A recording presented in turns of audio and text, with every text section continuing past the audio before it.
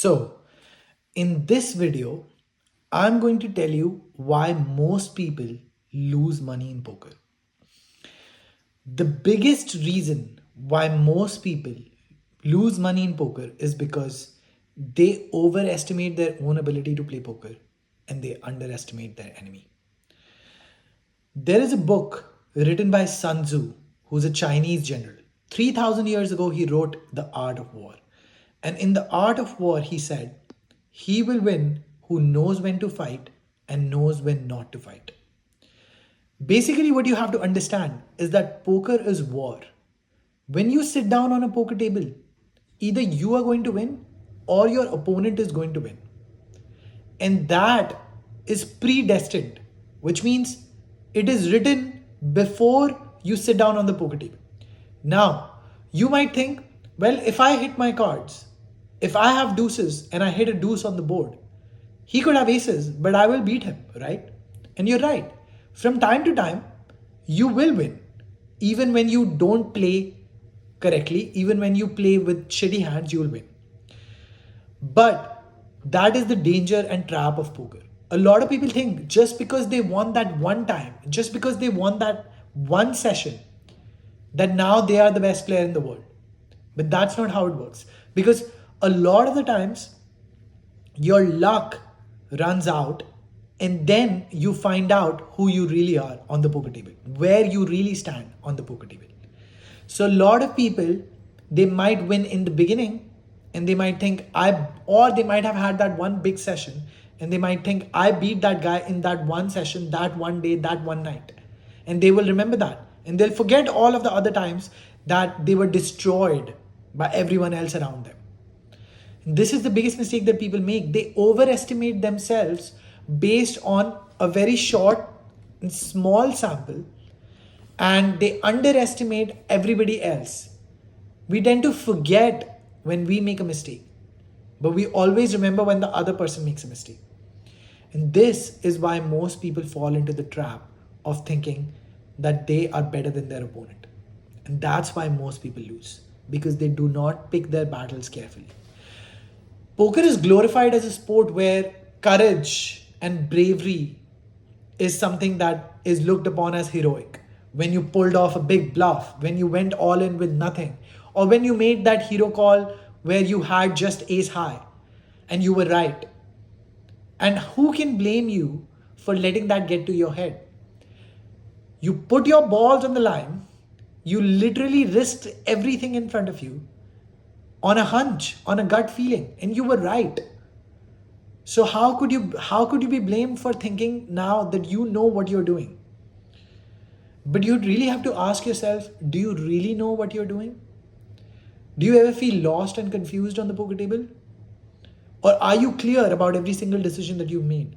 Are you absolutely confident about every single decision that you made?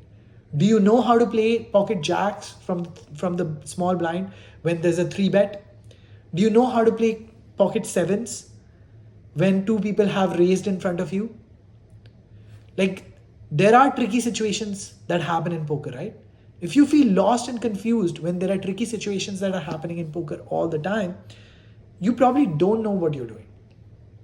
And so you have to understand that poker is war. And if your opponent knows what he's doing, if he is clear, if he's making decisions faster than you are, if he is the guy who is always consistently winning from you, it is more likely that he's going to continue winning. The mistake people make is that they think poker is unpredictable. Let me break that misconception. Poker is very predictable. I have not had a losing month in the 10 years of me playing poker professionally. I have won every single month. I may have had losing weeks. I may have even had losing days, but I've never had a losing month in poker. If you are somebody who consistently loses in poker, that might sound shocking to you. But that is the story for a lot of people who consistently win in poker. They're on the other side. So what is the solution? A lot of people will tell you to become a winning poker player. As if it's easy. It's easier said than done, right? It took me a long time. And it took every single other winning poker player a long time. To go from a losing poker player to a winning poker player is a long, arduous journey. And it's a lot of people give up along the way. But I will tell you how I figured it out. I figured out that poker is war. Poker is a zero sum game. What that means is for me to win, someone else has to lose. So I decided to only play with players who are going to lose to me. I decided to only play with players who I am going to win from. And I started learning the skill of deciphering which game I'm going to win in and which game I'm going to lose in. So Sun Tzu said in the art of war, he will win who knows when to fight and who knows when not to fight. He was referring to the general who before the war takes a survey of his opponent and his army, takes a survey of the conditions of the battle, takes a survey of the battlefield, takes a stock of his own troops, of his own ammunition, and then makes a good judgment of who will win in the battle. Most of the battles are decided before the battle even begins. That's the real key that you need to understand. Before you even sit down on the poker table, you need to look around and see, are you going to win in this poker game and are you going to lose in this poker game? And if you are somebody who's not good at deciding that, if you are somebody who always overestimates your own ability and you sit down in a game where you're going to lose, you have nobody else to blame but yourself. There might be shenanigans happening in the game. People might be cheating in the game. People might be playing soft against one another. People might be doing all kinds of monkey business in the game. But if you sit down on that poker table, the responsibility lies with you and you alone. Because the real decision in poker is not what to do when you get ace king and the board is queen jack X. The real decision is not what to do when you have queens and the board is ace king 3. Those decisions don't matter. The biggest decision that you will make is whether to sit down on a poker table, whether to accept an invite to a poker game, or whether to never go to a poker game and walk away. Walk away from a bad situation. This is what real winners do. It may not sound glorious. It may not sound like you sat down with Phil Ivey and beat him heads up. It may not sound like you beat the best players in the world. But I don't play the best players in the world. I am nowhere a great poker player. I'm not. What I am is a winner. Because I don't play with people who will beat me. I just found a hack. And the game of poker is so beautiful that there are always people who are worse than you. You could be one of the worst players in the world. You will find people who are worse than you. And when you play with those people, not only do you win from them, but you improve your skill in an environment where you're winning, where you're confident. You learn to outmaneuver these people where you are in flow. Because when you compete at something that is really difficult, you're not going to get into flow. If you compete at something that's really easy, you're still not going to get into flow. The difficulty level has to be just right. There's a book called Flow by Mihai Csikszentmihalyi. And in that book, he talks about that humans thrive when they're in an environment where the difficulty level is just nice for them. It's hard enough that it is a challenge, but it's easy enough that they can overcome that challenge. If you're playing in a game that is so hard that you don't even beat the game 2 out of 10 times, you're in a bad poker game.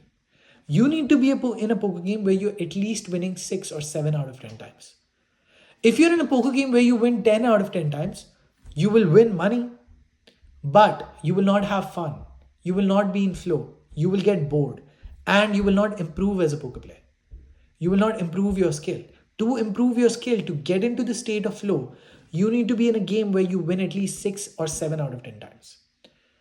But coming back to the main point of this video is that people who are the most winning poker players of all time have one skill that they are the best at. And that is to recognize whether they're going to take money from the guy sitting opposite them or they're going to lose money to the guy sitting opposite them. And to determine this before even a single hand is dealt.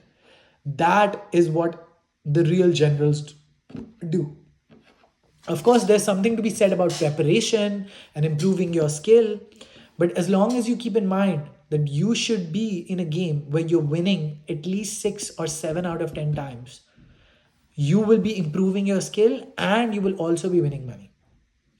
So don't make the mistake of being a guy who thinks that all you need is bravery, all you need is courage, all you need is balls, all you need is to stare your opponent down and intimidate him into making the bad decision. If you don't do the right game selection, you are not going to be a winning poker player. People think that game selection is important. They say, you know what, it's very important to select the right games. That's an absolute lie. Because game selection is not just important, game selection is everything. You could be the seventh best poker player in the world. But if you play with the six other better poker players in the world, you are not going to win and you are not going to improve. You're going to find that task so difficult, you're going to find that environment so difficult, you will never get into flow. But if you are the seventh worst poker player in the world and you play with 4 or 5 other worse poker players than you are going to win money. You are also going to improve your game. You are going to get into flow. You're going to enjoy being there. And that's when you're going to really rapidly increase your skill as well. So I hope you took away at least one thing from this video, which is that you have to learn which battles to pick and which battles not to pick, which battles to walk away from and which battles to engage. Don't let your ego guide your poker decisions because that is your biggest enemy. You can use your ego in a positive manner when you need it, but don't let your ego control you. Don't let your ego say that you could play with the best poker player in the world and win. Sure, you might win sometimes, but if you continue playing with Phil Ivey heads up, you are not going to hit your card every single time on the river. You may hit from time to time, and there is nothing Phil Ivey can do when you hit your card. I agree, I'm on the same page. But Phil Ivey is also going to hit his card. And there are times where you're going to not hit your card. And there are times when Phil Ivey is not going to hit his card. Phil Ivey is going to make the most money when he hits his card. He's going to lose the least amount of money when you hit your card. He's going to steal the pot when you don't hit your card. And he's going to bluff and take the pot away from you when he doesn't hit his card. That's the difference. He's going to maximize his wins when he has the right end of the stick, and he's going to minimize his losses when he has the wrong end of the stick. And that is a skill that takes years to develop. Until you develop those skills, anybody can go ahead and beat Phil Ivey. There are many young people who have gone ahead and overtaken Phil Ivey in terms of poker ability. But they had to practice for years and years. They had to put in their reps. It didn't just happen overnight.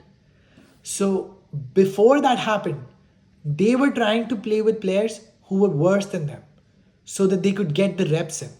That's what you need to do. You need to find games where there are other people in the poker game, on the poker table, that you know don't know what they're doing.